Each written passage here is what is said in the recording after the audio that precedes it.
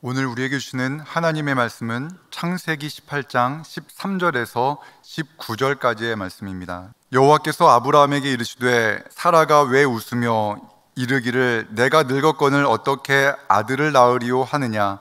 여호와께서 능하지 못한 일이 있겠느냐. 기한이 이를 때에 내가 내게로 돌아오리니 사라에게 아들이 있으리라. 사라가 두려워서 부인하여 이르되 내가 웃지 아니하였나이다. 이르시되 아니라 내가 웃었느니라. 그 사람들이 거기서 일어나서 소돔으로 향하고 아브라함은 그들을 전송하러 함께 나가니라. 여호와께서 이르시되 내가 하려는 것을 아브라함에게 숨기겠느냐. 아브라함은 강대한 나라가 되고 천하 만민은 그로 말미암아 복을 받게 될 것이 아니냐. 내가 그로 그 자식과 권속에게 명하여 여호와의 도를 지켜 의와 공도를 행하게 하려고 그를 택하였나니 이는 나 여호와가 아브라함에게 대하여 말한 일을 이루려 함이니라. 아멘.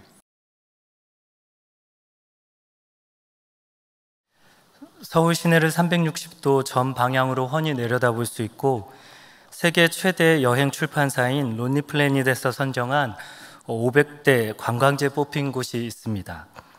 여행객뿐 아니라 누구나 한 번쯤은 가봤을 만한 유명한 장소인 것 같습니다. 혹시 어디인지 생각이 드십니까? 바로 남산타워입니다.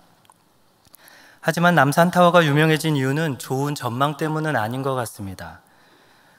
2021년도 12월 25일에 작성된 기사를 읽은 적이 있습니다. 기사의 제목은 남산이 짊어진 약속의 무게란 제목이었습니다.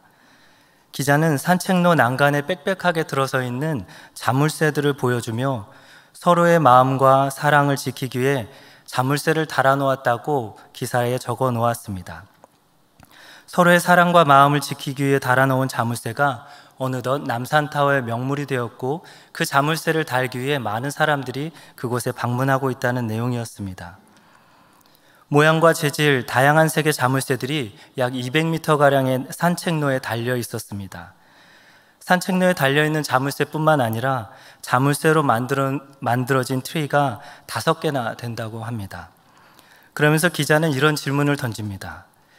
그때는 반드시 지키고 싶었던 약속, 하지만 이제는 잊혀진 약속들, 이 무수한 약속의 무게가 얼마나 될까라는 질문이었습니다. 이러한 질문에 기자는 2018년도 4월에 진행되었던 구조물 진단 연구소에서 행했던 검사를 예를 들면서 남산공원 일대에 매달린 자물쇠의 무게가 무려 82톤 정도가 된다고 말했습니다. 이러한 상황은 자물쇠가 남산의 명물인지 혹은 흉물인지 논란을 주기도 하지만 지금도 여전히 많은 사람들이 어떠한 것에 의미를 담기 위해 남산을 찾아간다는 것은 변함이 없었습니다. 이 기사를 통해 의미를 담는 것과 담겨진 의미를 발견하는 것엔 차이가 있다는 생각을 하게 되었습니다. 의미를 무언가에 담는 것은 상황과 환경, 조건이 변할 때마다 언제든지 쉽게 사라지기 마련입니다. 하지만 담겨진 의미를 발견하게 되면 상황과 환경에 상관없이 그 의미가 지켜집니다. 조건과 시간이 흘러도 그 의미는 변하지 않고 잊혀지지 않게 되는 것 같습니다. 특별히 그 의미를 담은 이가 영원한 존재라면 그 의미는 영원하지 않을까 생각이 드는 내용이었습니다. 오늘 본문 속에도 담겨진 의미를 발견해 가던 한 사람을 만나게 됩니다. 바로 아브라함입니다. 창세기 12장부터 50장까지 성경은 아브라함과 그의 자손에 관한 이야기 안에 담겨진 하나님의 약속과 의미를 전해주고 있습니다. 오늘 본문 18장은 열국의 아비가 되게 하리라는 하나님의 약속을 따라 할례를 받게 된 후 다시 이삭을 낳게 되리란 하나님의 말씀을 듣게 되는 장면을 우리에게 보여줍니다.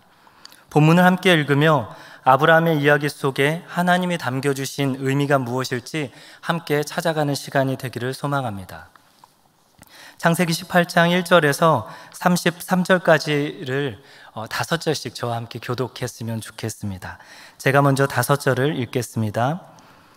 여호와께서 마므레의 상수리 나무들이 있는 곳에서 아브라함에게 나타나시니라. 날이 뜨거울 때에 그가 장막문에 앉아 있다가 눈을 들어 본즉 사람 셋이 맞은편에 서 있는지라.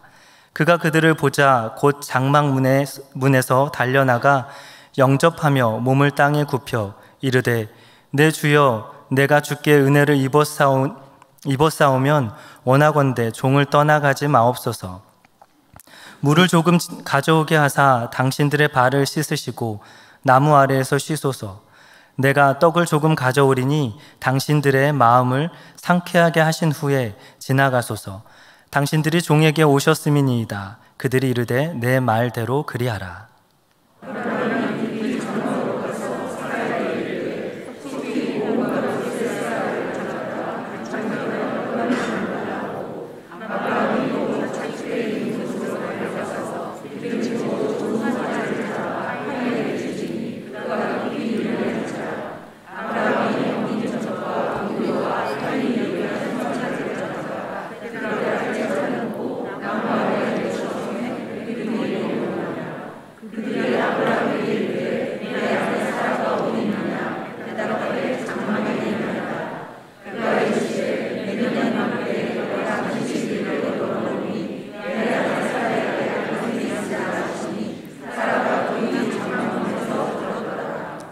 아브라함과 사라는 나이가 많아 늙었고 사라에게는 여성의 생리가 끊어졌는지라.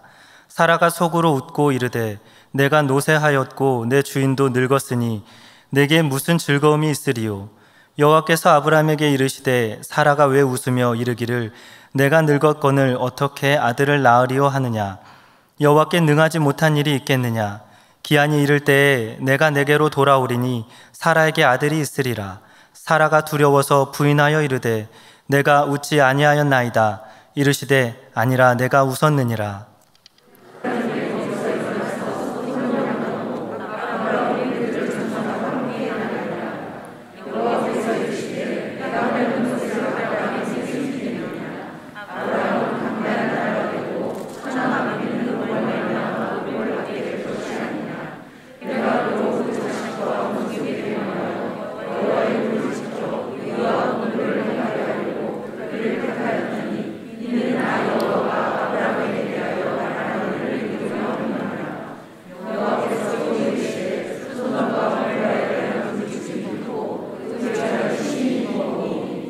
내가 이제 내려가서 그 모든 행한 것이 과연 내게 들린 부르짖음과 같은지 그렇지 않은지 내가 보고 알려하노라.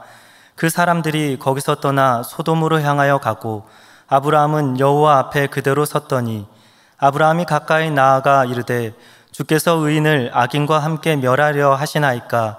그 성 중에 의인 50명이 있을지라도 주께서 그곳을 멸하시고 그 50인을 위하여 용서하지 아니하시리이까. 주께서 이같이 하사 의인을 악인과 함께 죽이심은 부당하오며 의인과 악인을 같이 하심도 부당하나이다. 세상을 심판하시는 이가 정의를 행하실 것이 아니니까.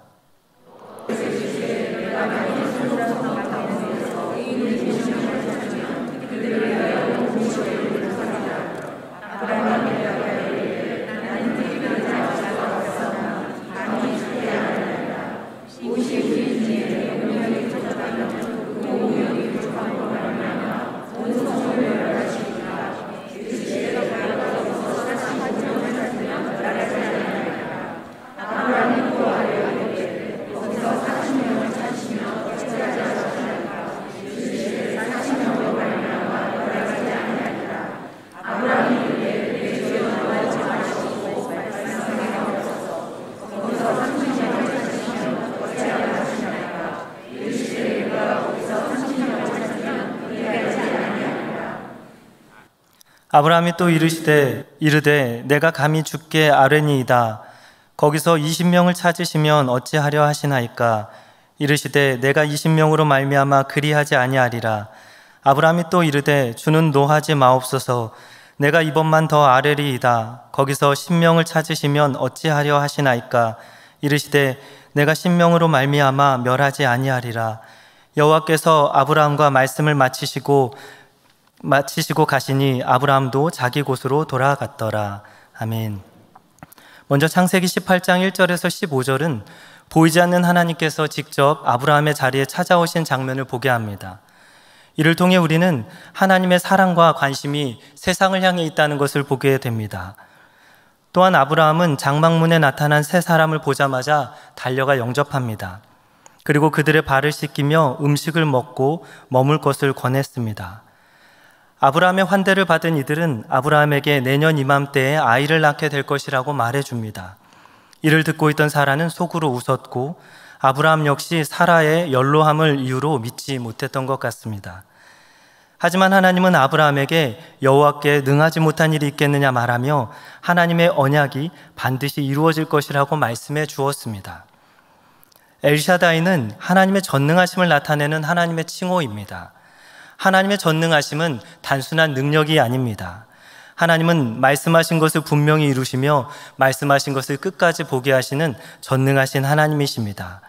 그런 의미에서 엘샤다이는 하나님의 오랜 시간 언약을 이루시는 하나님의 이유를 볼 수 있는 것입니다. 환대는 유대 문화에 매우 중요한 가치를 가지고 있었습니다. 아무리 원수일지라도 그를 환대함으로 화해의 여지를 만들 수 있는 방법이었기 때문입니다. 아브라함의 환대는 또한 하나님이 말씀하시는 일이 되었던 것 같습니다. 그리고 아브라함은 환대를 통해 이삭의 출생에 담긴 하나님의 이야기와 의도도 들을 수 있게 되었습니다. 이를 통해 오늘을 사는 우리의 모습은 어떤지 질문해 보게 됩니다.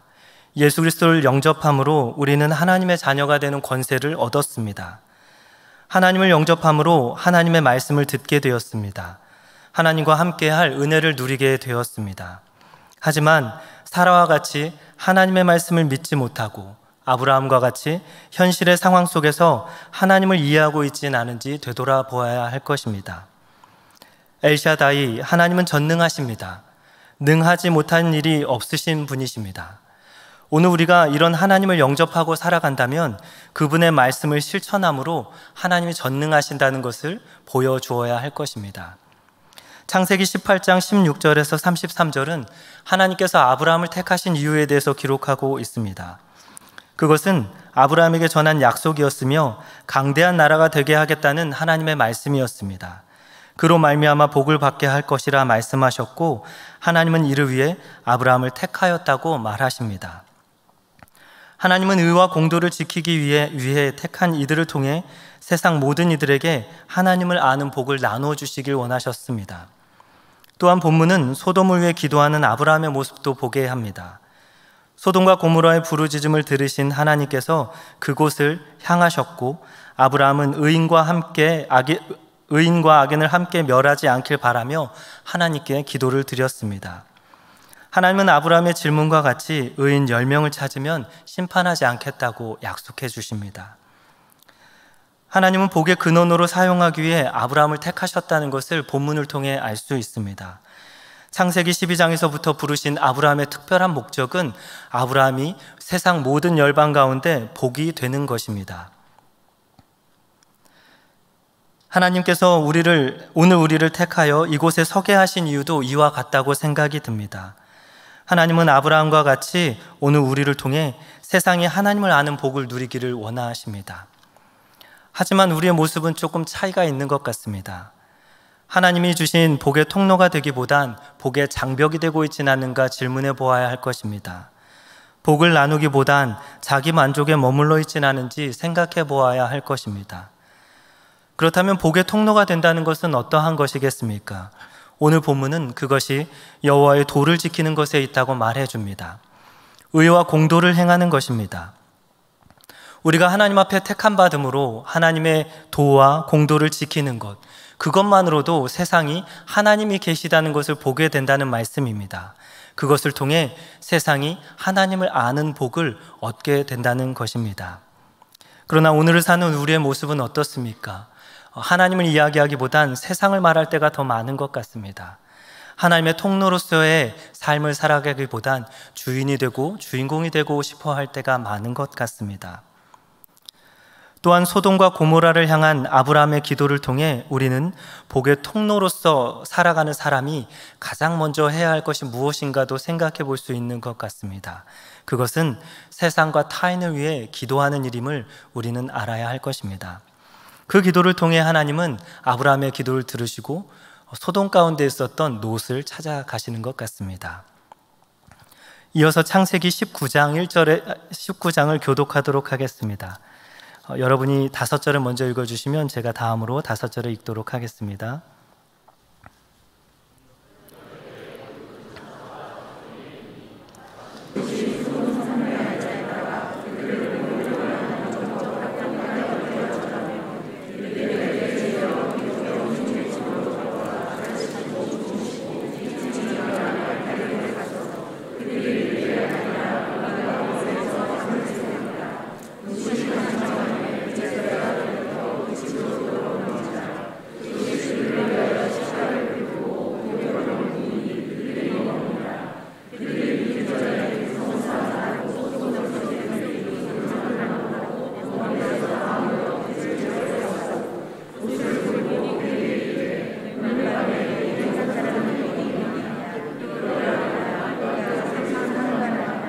롯이 문 밖에 무리에게로 나아가서 뒤로 문을 닫고 이르되 청하노니 내 형제들아 이런 악을 행하지 말라. 내게 남자를 가까이 하지 아니한 2 딸이 있노라. 청하건대 내가 그들을 너희에게로 이끌어내리니 너희 눈에 좋을 대로 그들에게 행하고 이 사람들은 내 집에 들어왔은즉 이 사람들에게는 아무 일도 저지르지 말라. 그들이 이르되 너는 물러나라. 또 이르되 이자가 들어와서 거류하면서 우리의 법관이 되려 하는도다. 이제 우리가 그들보다 너를 더 헤아리라 하고 롯을 밀치며 가까이 가서 그 문을 부수려고 하는지라. 그 사람들이 손을 내밀어 롯을 집으로 끌어들이고 문을 닫고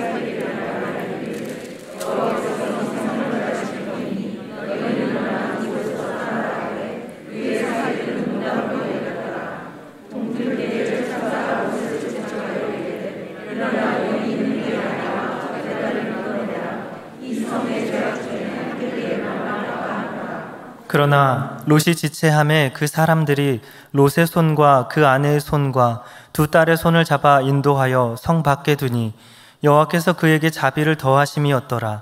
그 사람들이 그들을 밖으로 이끌어낸 후에 이르되 도망하여 생명을 보존하라. 돌아보거나 들에 머물지 말고 산으로 도망하여 멸망함을 면하라. 롯이 그들에게 이르되 내 주여 그리 마옵소서. 주의 종이 주께 은혜를 입었고 주께서 큰 인자를 내게 베푸사 내 생명을 구원하시오나 내가 도망하여 산에까지 갈 수 없나이다. 두렵건대 재앙을 만나 죽을까 하나이다. 보소서 저 성읍은 도망하기에 가깝고 작기도 하오니 나를 그곳으로 도망하게 하소서. 이는 작은 성읍이 아니니까 내 생명이 보존되리이다.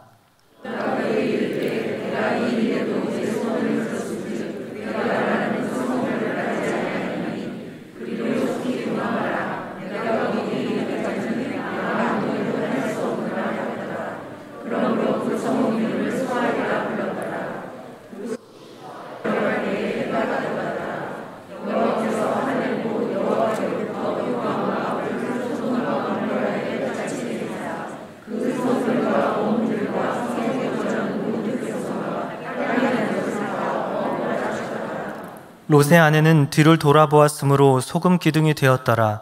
아브람이 그 아침에 일찍이 일어나 여호와 앞에 서 있던 곳에 이르러 소돔과 고모라와 그 온 지역을 향하여 눈을 들어 연기가 옹기가마의 연기같이 치솟음을 보았더라.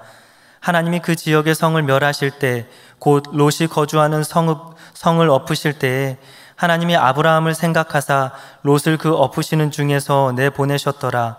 롯이 소알에 거주하기를 두려워하여 2 딸과 함께 소알에서 나와 산에 올라가 거주하되 그 2 딸과 함께 굴에 거주하였더니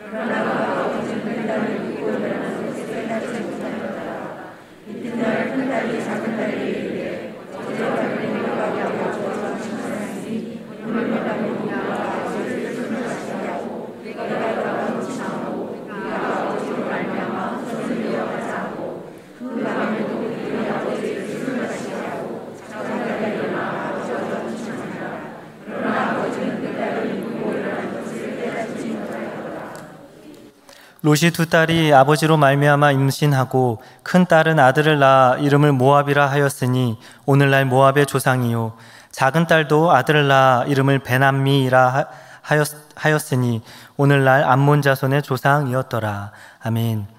창세기 19장 1절에서부터 38절까지의 말씀은 롯이 소돔과 고모라에서 만난 천사들의 이야기와 소돔과 고모라 땅을 벗어나는 이야기를 담고 있습니다.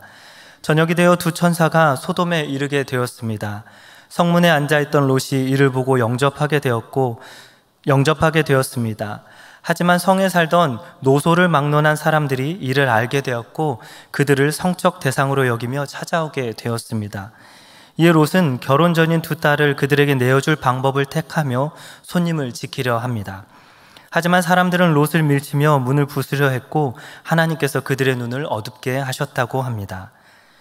롯의 영접을 통해 우리는 앞선 아브라함의 영접함과 비교해 볼 수 있게 됩니다.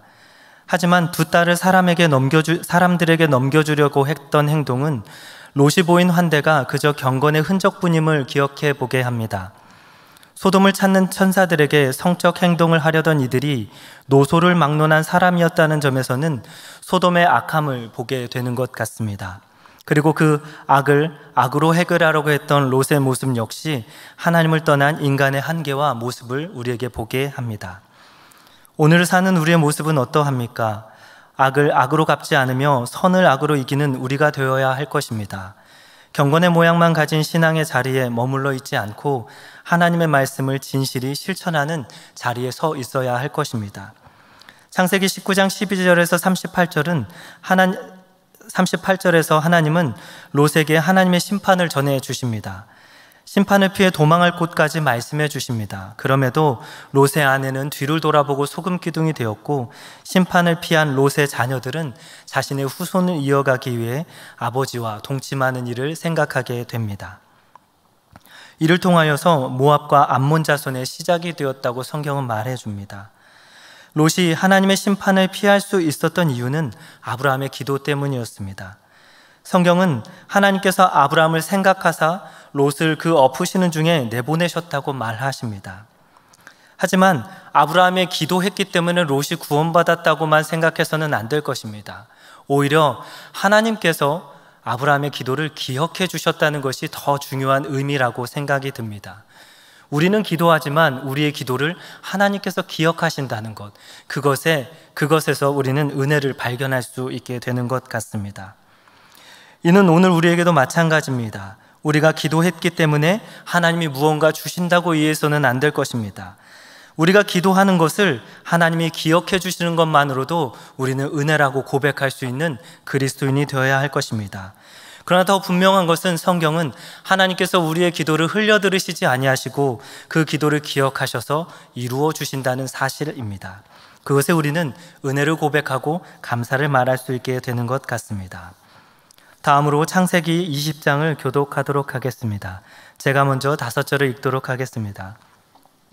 아브라함이 거기서 네게브 땅으로 옮겨가 가데스와 술 사이 그랄에 거류하며 그의 아내 사라를 자기 누이라 하였으므로 그랄 왕 아비멜렉이 사람을 보내어 사라를 데려갔더니 그 밤에 하나님이 아비멜렉에게 현몽하시고 그에게 이르시되 내가 데려간 이 여인으로 말미암아 내가 죽으리니 그는 남편이 있는 여자임이라. 아비멜렉이 그 여인을 가까이 하지 아니하였으므로 그가 대답하되 주여 주께서 의로운 백성도 멸하시나이까. 그가 나에게 이는 내 누이라고 하지 아니하였나이까. 그 여인도 그는 내 오랍이라 하였사오니 나는 온전한 마음과 깨끗한 손으로 이렇게 하였나이다.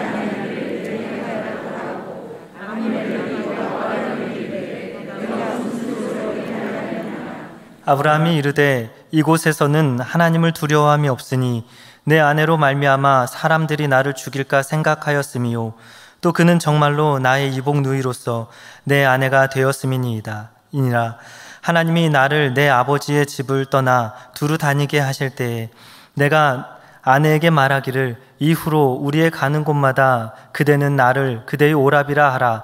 이것이 그대가 내게 베풀 은혜라 하였었노라.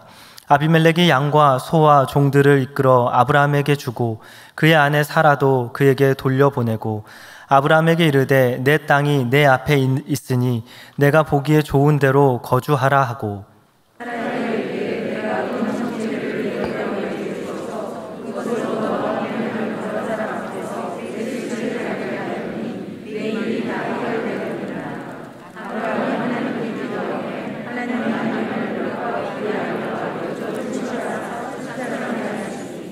여호와께서 이 왕의 아브라함의 아내 사라의 일로 아비멜렉의 집에 모든 태를 닫으셨음이더라. 아멘. 창세기 20장은 19장에서 보았던 롯의 영접과는 다르게 아비멜렉이 영접의 모습을 보여줍니다. 성경은 소돔과 고모라에서 살던 롯의 이야기 후에 그 아래 거주하던 아비멜렉의 이야기를 전해주며 아브라함은 사라가 자기의 아내임을 숨겼음을, 그리고 아비멜렉은 이를 모른 채 그를 데려갔다고 성경을 통해 말해줍니다.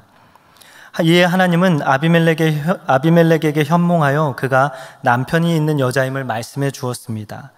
아비멜렉은 하나님의 말씀을 듣고 간구했습니다. 그리고 일찍 일어나 아브라함을 불렀고 양과 소와 종들을 전해주며 은천개를 전해주므로 자신의 잘못을 회개하는 모습을 보여줍니다. 이에 아브라함은 하나님께 기도하게 되었고 아비멜렉과 그 아내와 여종을 치료하셔서 출산할 수 있게 하셨다고 본문은 말합니다. 하나님의 말씀을 들었다고 해서 모두가 같은 반응을 보이는 것은 아닌 것 같습니다. 롯은 소돔을 떠나길 아쉬워했으나 아비멜렉은 자신의 잘못을 인식하고 서둘러 잘못된 일을 바르게 돌리려 했습니다. 롯은 자신의 딸들로 문제를 해결하려고 하지만 아비멜렉은 바른 행동을 통해 문제를 해결해 나가려고 했습니다. 오늘 사는 우리의 모습은 어떻습니까? 같은 말씀을 듣습니다. 같은 예배를 드립니다. 같은 공간에 있습니다. 같은 하나님을 믿습니다. 그러나 여전히 자신의 생각대로 롯과 같이 이전의 자리는 떠나지 않고 있진 않은지 우리는 돌아보아야 할 것입니다. 진정으로 영접하였다는 것, 진정으로 말씀을 들었다는 것은 분명한 행동의 변화까지 나타난다는 것을 창세기 20장을 통해 우리는 기억해 보아야 할 것입니다. 하나님이 아브라함을 택하신 것은 아브라함 혼자만을 위한 것은 아니었습니다. 전능하신 하나님께서 아브라함을 택하셔서 그에게 약속의 말씀을 주신 것은 단지 아브라함에게 주신 언약이 아닌 것입니다. 전능하신 하나님은 아브라함을 통하여서 그 언약을 이루심으로 세계 온 열방 가운데 하나님의 전능하심을 보여주고 계십니다. 또한 그 전능하심을 말씀에 대한 믿음과 환경에 대한 오해가 아닌 분명한 하나님의 신뢰를 통하여서 나타내기를 우리에게 말씀해 주고 있습니다. 또한 하나님은 아브라함을 택한 이유에 대해서 본문을 통해 말씀해 주셨습니다. 그 택하신 이유는 우리가 하나님의 공도를 지킴으로 세상이 하나님의 아는 복을 누리게 하려 하심이라는 것을 말씀을 통해 찾아보았습니다. 그리고 마지막으로 20장에서는 하나님의 말씀에 순종하는 모습은 분명히 그 말씀에 대한 행동이 따라야 한다는 것을 발견하고 나누어 보았습니다. 오늘 사는 여러분은 어떻습니까? 오늘 창세기 18장과 19장, 20장의 말씀을 통해 여러분이 발견하게 되는 하나님의 의미는 무엇입니까? 단지 성경을 읽으면서 우리가 읽고 싶은 대로, 우리가 원하는 대로 우리의 처지를 풀기 위해서 의미를 담고 찾는 것이 아니라 하나님이 담아주신 의미를 성경을 읽는 가운데 발견하는 우리가 되었으면 좋겠습니다. 기도하겠습니다. 하나님 감사합니다. 오늘도 주님의 말씀을 읽으며 말씀에 담겨진 주님의 뜻과 마음을 묻습니다. 성경을 읽고 묵상할 때마다 나 자신을 위한 듣기 좋은 이야기가 아니라 하나님께서 우리를 택하신 이유를 발견할 수 있는 시간이 되게 하여 주시옵소서. 오늘도 주님의 말씀을 따라 의와 공도를 행하게 하시고 우리를 통해 하나님이 세상 가운데 알려지며 하나님의 도가 어그러진 세상의 질서를 바로잡을 수 있도록 우리를 축복의 통로로 사용하여 주시옵소서. 이를 위하여 우리 삶의 주변에 있는 사람들과 환경을 돌아보게 하여 주시고 하나님께 기도하는 우리가 되게 하여 주시옵소서. 감사하며 예수님의 이름으로 기도합니다. 아멘.